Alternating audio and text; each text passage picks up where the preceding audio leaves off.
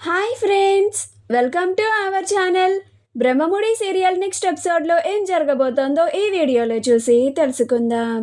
యామినిని red హ్యాండెడ్గా పట్టుకున్న అప్పు అసలేం జరిగింది అని తెలుసుకోవడానికి ఈ వీడియోని స్కిప్ చేయకుండా ఎండ్ వరకు చూసేయండి. కావ్య రెడీ అయ్యి బయటికి వస్తుంది. అలా తాను స్వప్నతో మాట్లాడుతూ ఉంటే అప్పుడే రాజు వస్తాడు. అప్పుడు కావ్య రాజ్ వచ్చాడని తాను వెళ్ళిపోతూ ఉంటే రాజ్ ఆగండి కళావతి గారు అని చెప్పకుండా పారిపోకే పిట్ట అని కావ్యని చూస్తూ పాటలు పాడతాడు. అప్పుడు కావ్య ఏంటిది రామ్ గారు, మీరు చేస్తున్నది అసలేమీ బాగోలేదు అని అంటుంది. అప్పుడు రాజ్ ఇప్పుడు నేనేం చేశాను కళావతి గారు అని అంటాడు. అప్పుడు కావ్య రేపు ఉదయం మీ మరదలు యామినితో పెళ్లి పెట్టుకొని ఈరోజు ఇప్పుడు నన్ను చూసి ఇలా పాటలు పాడడం అస్సలేం బాగోలేదు రామ్ గారు అని అంటుంది. అప్పుడు రాజ్ చూడండి కళావతి గారు, నేను పాట పాడింది నిజమే, కానీ నేను మిమ్మల్ని చూసి పాట పాడలేదండి అని అంటాడు. అప్పుడు కావ్య మీరు నన్ను చూసి పాట పాడడం నేను చూశాను రామ్ గారు అని అంటుంది. అప్పుడు రాజ్ లేదు కళావతి గారు, నేనేదో నార్మల్గా పాట పాడుకుంటూ వస్తున్నానంతే అని అంటాడు. అప్పుడు కావ్య సరే జరగండి, నేను లోపలికి వెళ్ళాలి అని అంటుంది. అప్పుడు రాజ్ అప్పుడు కావ్య ఇప్పటికీ వీలైతే ఎప్పటికీ కూడా అని అంటుంది. అప్పుడు రాజ్ అదైతే అస్సలు కుదరదులేండి అని అంటాడు. అప్పుడు కావ్య ఏంటండి అని అంటుంది. అప్పుడు రాజ్ ఇందాకే ఆంటీ వచ్చారు, మీ గురించి చాలా చెప్పారు అని అంటాడు. అప్పుడు కావ్య చెప్తే అని అంటుంది. అప్పుడు రాజ్ మీరు ఎంత మొండివారో కూడా చెప్పారు అని అంటాడు. అప్పుడు కావ్య అయితే జరగండి, నా కవితలు చాలా పనులున్నాయి అని అంటుంది. అప్పుడు రాజ్ మీకేం పనులుంటాయి కళావతి గారు అని అంటాడు. అప్పుడు కావ్య జరగండి, మీరు ఇలా నాతో ఇలా మాట్లాడడం చూస్తే మీ మరదలు ఊరుకోదు అని అంటుంది.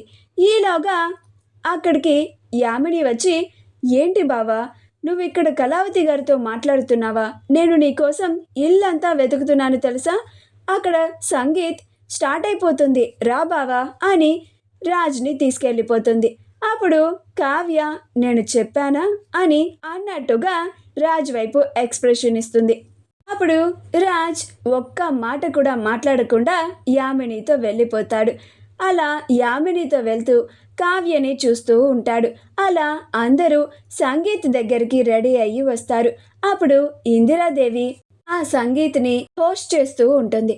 Welcome to the sangeet of Ram and Yamini అని అంటుంది. అప్పుడు అందరూ క్లాప్స్ కొడతారు.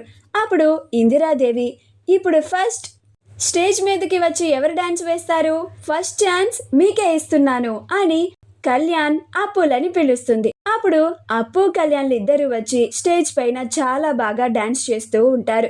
అలా అప్పు కళ్యాణ్లు ఇద్దరు డాన్స్ చేస్తూ ఉంటే దుగ్గిరాల కుటుంబం అంతా చూసి చాలా సంతోషపడుతుంది. ఆ తరువాత ఇందిరాదేవి ఇప్పుడు మా ప్రకాశం ధాన్యలక్ష్మి డాన్స్ చేస్తారు అని అంటుంది. అప్పుడు ధాన్యలక్ష్మి అమ్మో అత్తయ్య నేను డాన్స్ చేయను అని అంటుంది. అప్పుడు ప్రకాశం ఏంటి ధాన్యం, నేనున్నాను కదా రా అని ధాన్యలక్ష్మిని చేయి పట్టుకొని మరీ తీసుకెళ్ళి ఇద్దరు డాన్స్ చేస్తారు.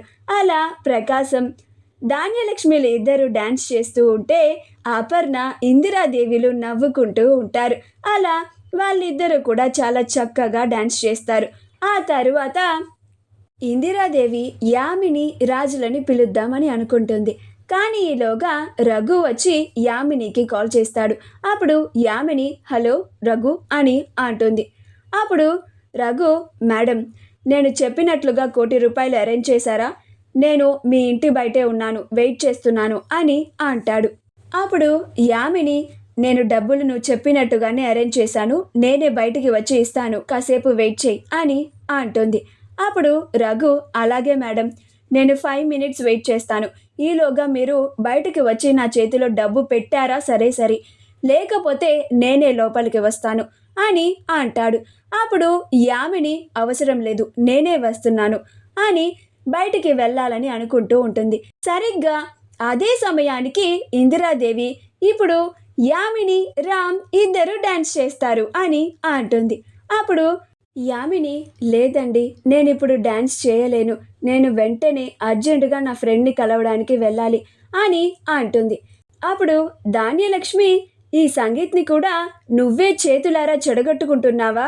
ఉదయం మెహందీ కూడా ఇలానే ఫ్రెండ్ని కలవాలి అని చెప్పి మెహందీ పెట్టించుకోవడానికి కూడా కూర్చొని వెళ్ళిపోయావు. ఇప్పుడు తీరా మా రామ్తో డాన్స్ చేసే టైంకి నీ ఫ్రెండ్ని కలవాలి అని చెప్పి వెళ్ళిపోతున్నావు. ఏంటో ఈ విడ్డూరం. ఉదయం వరకు చాలా ఆటంకాలు వచ్చాయి, ఇప్పుడేమో నువ్వే నీ పెళ్ళిని చెడగొట్టుకుంటున్నావు అని అంటుంది. అప్పుడు యామిని, ప్లీజ్ అండి, నాకు చాలా ఇంపార్టెంట్ పని పడింది, నేను ఇప్పుడే వెళ్ళి వచ్చేస్తాను అని చాలా హడావిడిగా వెళ్తూ ఉంటుంది. అప్పుడు స్వప్న, అమ్మమ్మ గారు, ఇప్పుడు యామిని తనకి పనుందని వెళ్ళిపోయింది కదా, అయ్యో పాపం, ఇప్పుడు మరి రామ్ ఒక్కడే ఉన్నాడు కదా, రామ్ ఒక్కడే ఎలా డాన్స్ చేస్తాడు అని అంటుంది. అప్పుడు ఇందిరాదేవి, దానికేం, రామ్తో కలిసి డాన్స్ చేయడానికి నా మనవరాలు కళావతి ఉంది కదా అని అంటుంది. అలా రాజ్ కావ్యలు ఇద్దరు కలిసి డాన్స్ చేస్తూ ఉంటారు. అప్పుడు రాజ్ కావ్యలు ఇద్దరు కలిసి డాన్స్ చేస్తూ ఉంటే అందరూ చాలా సంతోషపడుతూ ఉంటారు. కానీ యామిని వాళ్ళ అమ్మా నాన్నలు మాత్రం అసూయపడుతూ ఉంటారు. తనకి కాబోయే అల్లుడు వేరే అమ్మాయితో కలిసి డాన్స్ చేస్తున్నారు అని.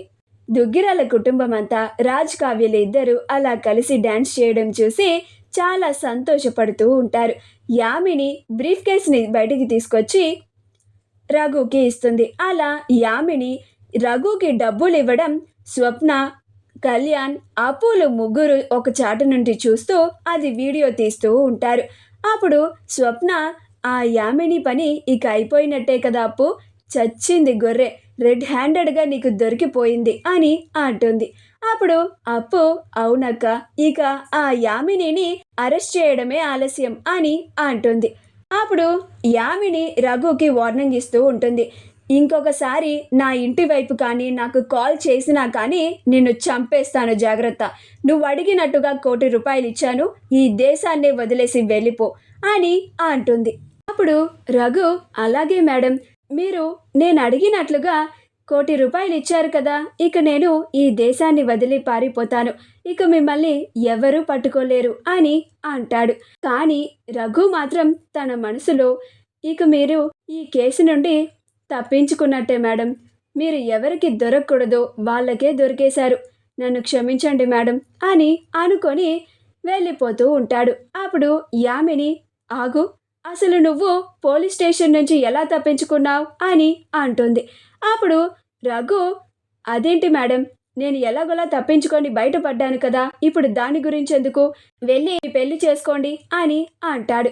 అప్పుడు యామిని, వీడి మాటలు, వీడు కొంచెం తేడాగా కనిపిస్తుంది అని అనుకుంటూ ఉంటుంది. మా వీడియో కనుక మీకు నచ్చినట్లయితే లైక్ చేయండి, షేర్ చేయండి, మా ఛానల్ని సబ్స్క్రైబ్ చేసుకోండి, పక్కనే ఉన్న బెల్ ఐకాన్ని క్లిక్ చేయడం మాత్రం మర్చిపోకండి.